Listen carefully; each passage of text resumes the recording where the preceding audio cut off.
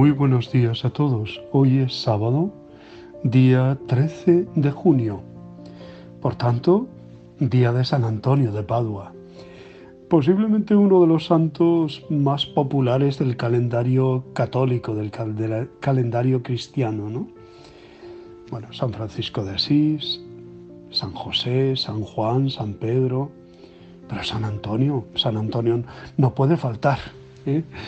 Yo le tengo una carencia especial por ser el santo también de mi madre y muy cercano. Es un santo muy cercano. He tenido la oportunidad de estar tanto en Lisboa, en la casa natal y ante su reliquia, como estar también en Padua, en Italia, en la basílica donde se conmemora y está su cuerpo, sus restos, ¿no? Bueno, pues nos encomendamos hoy a San Antonio, pero también es sábado y por tanto Día de la Virgen, ¿eh? Día especialmente en que volvemos nuestros ojos hacia ella, hacia la Virgen Santísima. Ella es nuestra madre y ella siempre nos acompaña. Por otro lado, San Antonio fue devotísimo de la Virgen Santísima. No en vano, siempre en sus imágenes, o casi siempre, aparece con un lirio de pureza, ¿no? Es un signo también de su amor delicado para con la Madre de Dios. Bueno, luego hablaremos de San Antonio. Primero vamos al Evangelio que es Mateo 5, 33 al 37. Sabéis que se mandó a los antiguos: no jurarás en falso, cumplirás tus votos, pero yo os digo que no juréis, etc. Seguimos, por tanto, en el llamado Sermón de la Montaña. Jesús trata de enseñar a los suyos la importancia que tiene la Escritura, y él dice claramente, repetidas veces, que no ha venido a abolir. Yo os digo, es una forma de decir, esto hemos de vivir claramente, ¿no?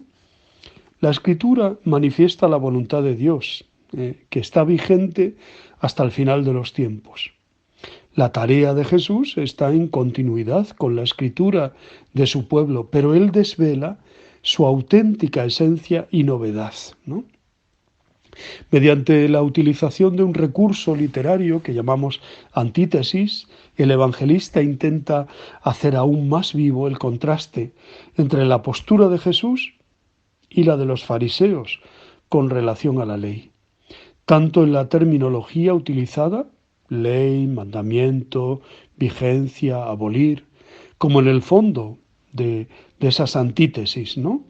Que aparece el tema de la justicia. La justicia de los fariseos se conformaba con los mínimos, ¿no? Con lo mínimo imprescindible para salvarse, olvidando la principal función de la ley.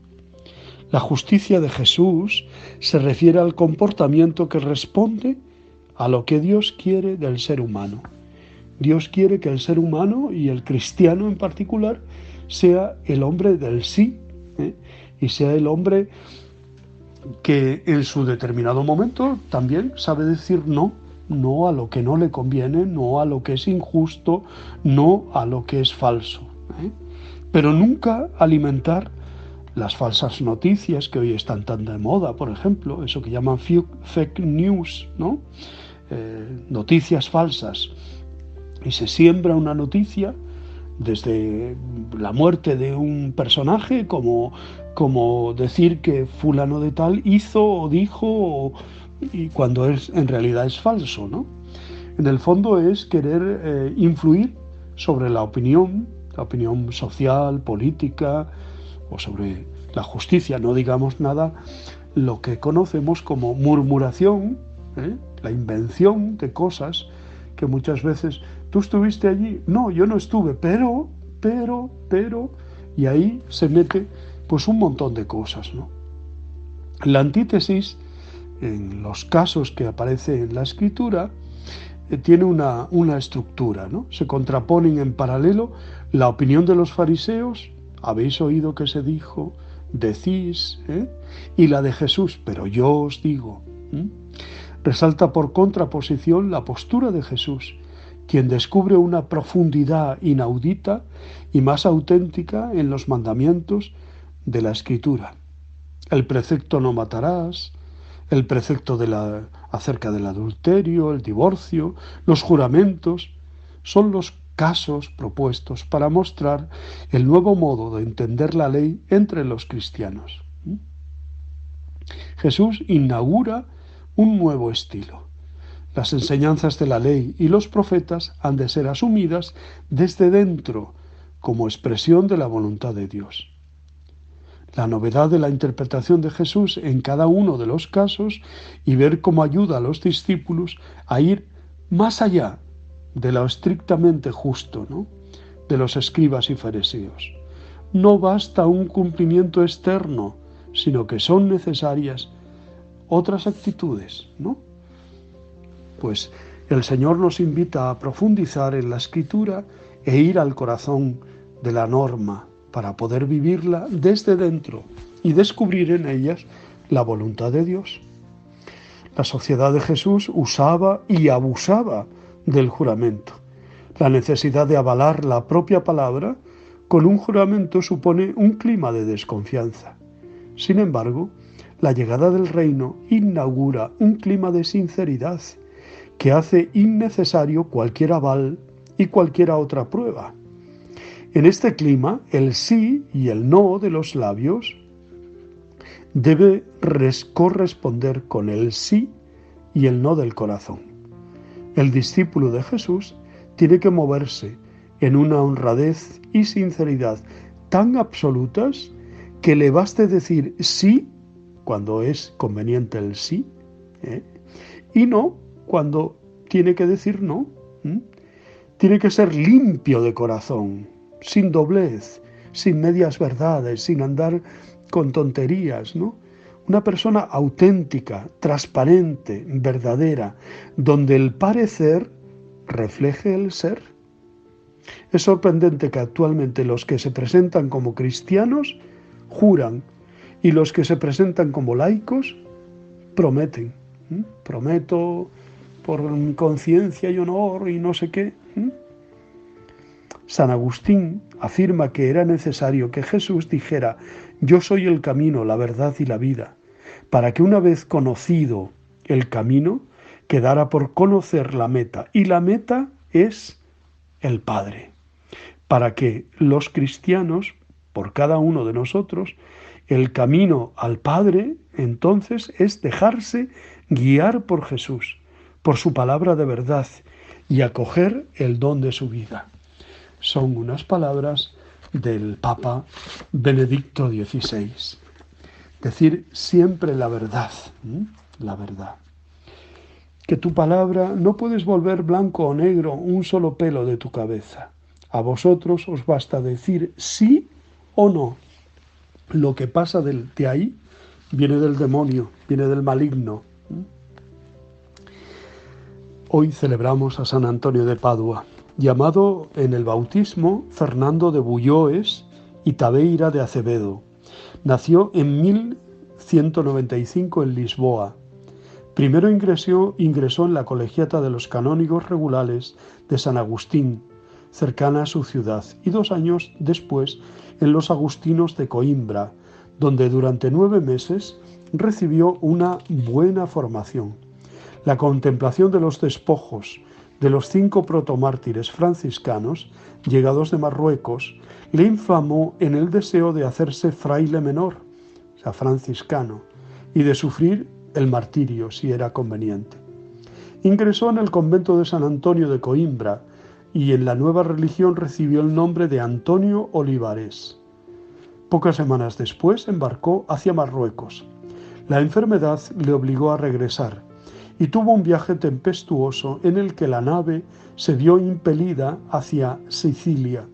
Esto le dio ocasión de tomar parte en el capítulo general celebrado en la Porciúncula por Pentecostés del año 1221. Allí vio a San Francisco de Asís. Admitido en la provincia franciscana de la Romaña, llevó una vida eremítica hasta que sus superiores se dieron cuenta de sus dotes de predicador. Predicó por toda Italia superior contra los herejes y con gran éxito contra los albigenses en el sur de Francia. Las fuentes biográficas nos informan bien sobre el periodo de regreso a Italia. Así es que no sabemos qué partido tomó en la famosa crisis de la orden franciscana incipiente.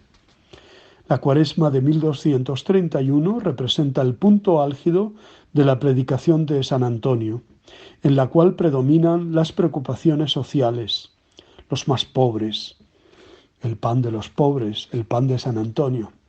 El santo quedó tan agotado en sus fuerzas que murió el 13 de junio a las puertas de Padua, donde todavía no había cumplido 40 años. Fue canonizado en Pentecostés del año siguiente. Pocos santos han disfrutado de la popularidad de San Antonio. Las hermosas leyendas tejidas en torno a su figura son testimonio de ello.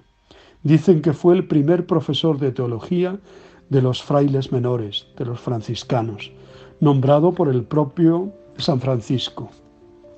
Tú enseñarás teología a mis hermanos, ¿no? Antonio había introducido el agustinismo en la escuela franciscana. De sus escritos solamente se conservan 2 colecciones de esbozos de sermones. En 1946, Pío XII lo declaró doctor de la Iglesia y le calificó con el epíteto de doctor evangélico, o del Evangelio.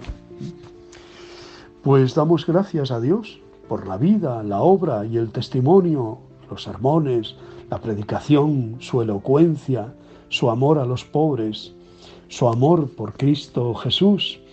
Siempre se le representa también con la palabra de Dios, la escritura abierta, y sobre ese libro abierto un niño Jesús que acaricia su barbilla, un niño Jesús que le ayuda en la predicación, ¿no? ¿Cuántos conocemos, por ejemplo, el famoso milagro de los peces que salen de la orilla del río para escuchar a Antonio debido a su enorme elocuencia? ¿O cuántos conocemos también, por ejemplo, el milagro eucarístico? Mañana celebraremos el Corpus Christi, cuando él litiga con un ateo que no quiere creer, ¿no? Y entonces él pues dice, vamos a dar un cierto proceso de hambre a una mula, ¿no? Y veremos la mula qué estimulación tiene, bien ante un haz de paja deliciosa y fresca que tú le ofrezcas, o bien ante la custodia, con la presencia del Señor. Y aquella mula dobló sus patas y adoró al Señor que llevaba Antonio en la custodia, ¿no? Bueno, es verdad, como decíamos antes, que hay mucho de leyenda dorada, ¿no? Pero es una forma cariñosa de acercarnos la figura también de San Antonio, tan popular, tan cercana. Pues eso, valoremos sus sermones, valoremos su testimonio, su ejemplo, y pidámosle mucho porque él es un santo realmente muy cercano, muy providente. Y démosle también gracias por toda la intercesión que él hace continuamente por nosotros. Es un hermano grande, un hermano cercano, podemos decir. Yo le quiero especialmente mucho. Bueno, pues os deseo muy buen día, os abrazo y os bendigo en el nombre del Padre, del Hijo y del Espíritu Santo. Seguimos orando por los enfermos del coronavirus, seguimos presentando a Dios a los enfermos y a los difuntos de esta pandemia. Mucho ánimo para seguir adelante. Os quiero.